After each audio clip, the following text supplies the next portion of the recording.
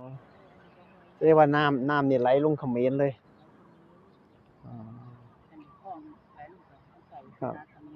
อืมแล้วเฮ็ดนาทั้งพุ่นของไทยบ่ของไทยเบิดเลยอ๋อของไทยแค่นี้ล่ะนี่อ๋อของไทยแค่นี้เองอืมไปนั่นเขมรเฮ็ดหมดอืมฟังนั่นล่ะแถบนั้นที่เพิ่นเป็นเรื่องกันอ๋อมีแต่ดินไทยเบิดแต่กี้มีดินไทยหมดแต่ว่าเขมรก็บุกมาแต่เขาก็คุมบ่เด้นั่นแหละตอนอพยพแล้วบ่ถอยไปแม่นบ่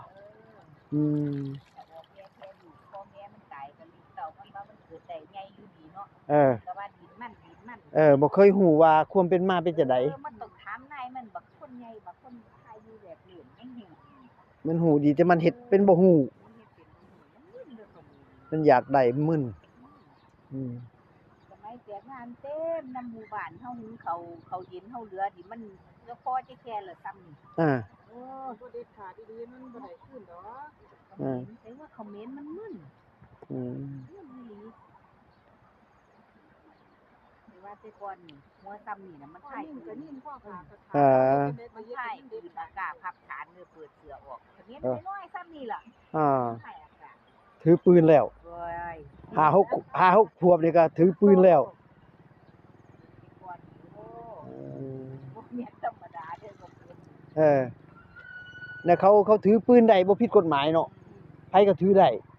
บ่คือบ้านเฮาพกปืนพกหยังบ่ได้อากาศพับฐานอยู่แล้ว อืมอันแบบพับฐานเลยครับ ได้เลยเฮ้ยป่า ได้ป่ะ อันนี้ล่ะป่าได้ก็มึงอยู่จนผู้บ่กลัว ผมขอกินอะไรจุ๊บๆเนี่ยโอ้ยอยู่ อะ อะไร ไร มา กันนั่นเด้น้ำดีๆเลย นั่นขนมคุณรู้เป็นบ่แต่ว่าพันมันอยู่นี่ก็บ่เคยมีเรื่องมีราวกันดอกไปมาหาสู่กันน้ำออกนี่เนาะ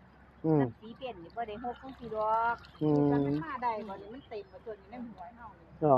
หากินน่ะ มันลากก่อนมองเฮาพุ่นเด้อ โอ้ หน้าผมแต่ก่อนเคยได้ใส่หม่องบ่ อ่า มีแต่คำนี้ที่มาใส่ ใส่หมดมันหลักของนำ ลักน้